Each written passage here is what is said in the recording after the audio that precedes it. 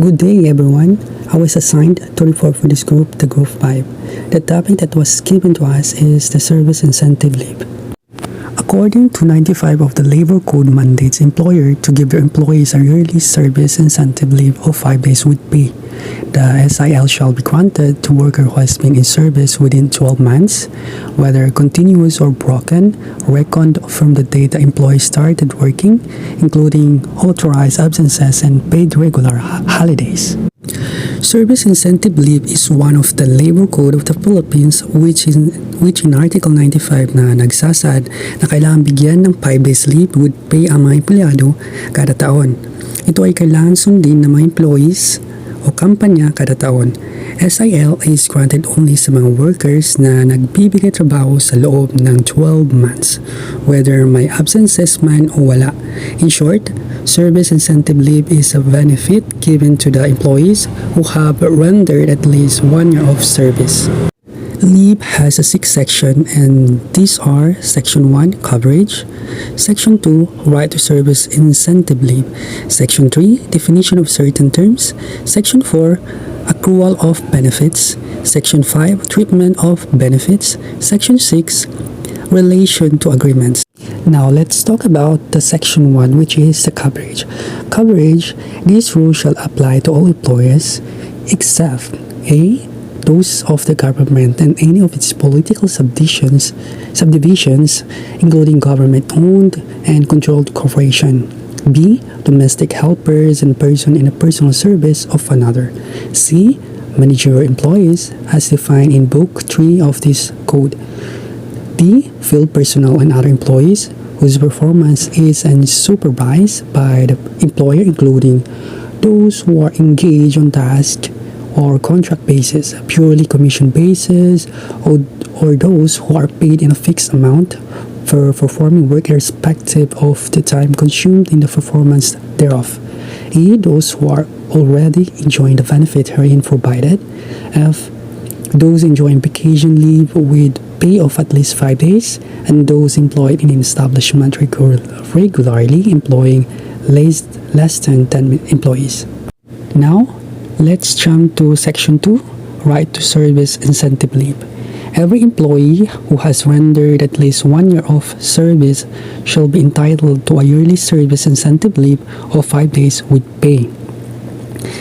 It is a leave benefit with pay for employees who have rendered at least 1 year of service. Under the present law, eligible employees are entitled to a yearly service incentive leave of at least 5 days, which may be converted to cash if unused. In Section 3, the definition of certain terms.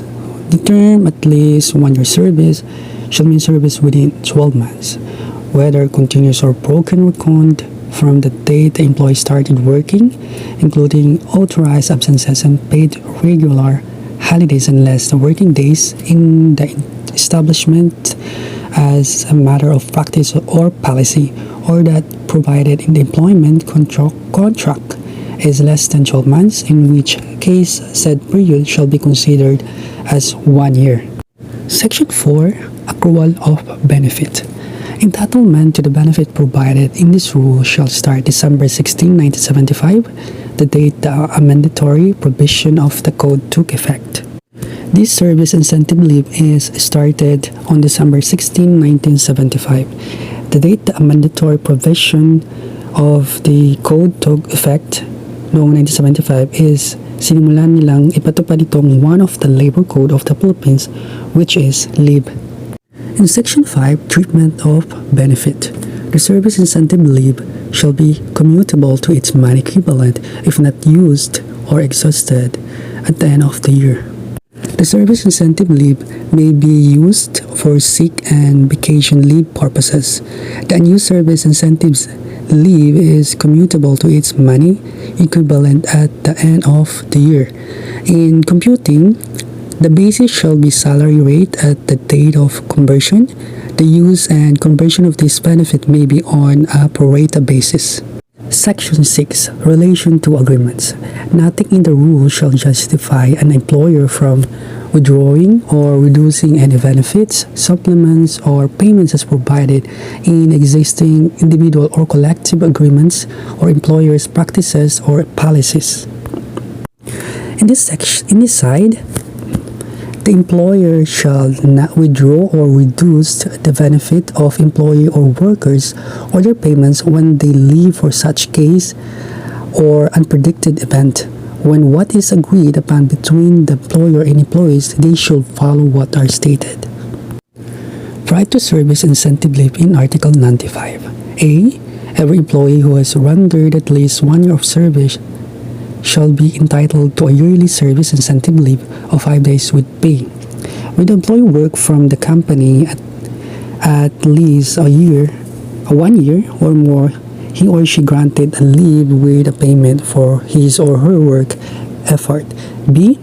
This provision shall not apply to those who are already enjoying the benefit herein provided, those enjoying vacation leave with pay of at least 5 days, and those employed in establishment regularly employing less than 10 employees, or in establishment exempted from granting this benefit by the Secretary of Labor after considering the viability or financial condition of such establishment.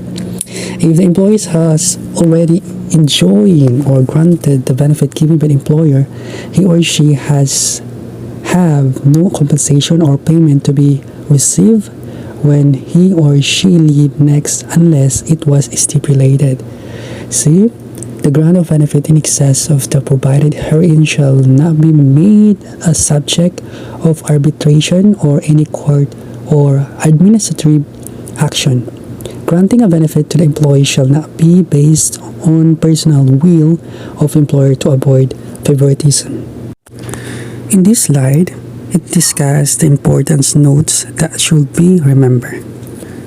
No law requires the grant of vacation leave, BL or sick leave, SL to provide sector employees. Grant of BL or SL depends on voluntary employer policy or collective bargaining. What are legally required are service incentive leave, SIL, by the above article, paternity leave, PL by Republic Act Number 8187, approved on June 11, 1996, and maternity leave by the SSS law. Thus, SL and BL are considered voluntary benefits, while SIL, PL, and ML are statutory or mandatory benefits. Establishments with less than 10 employees, as shown by evidence, are not legally bound to give the 5 days SLL unless obliged by contract, policy, or practice.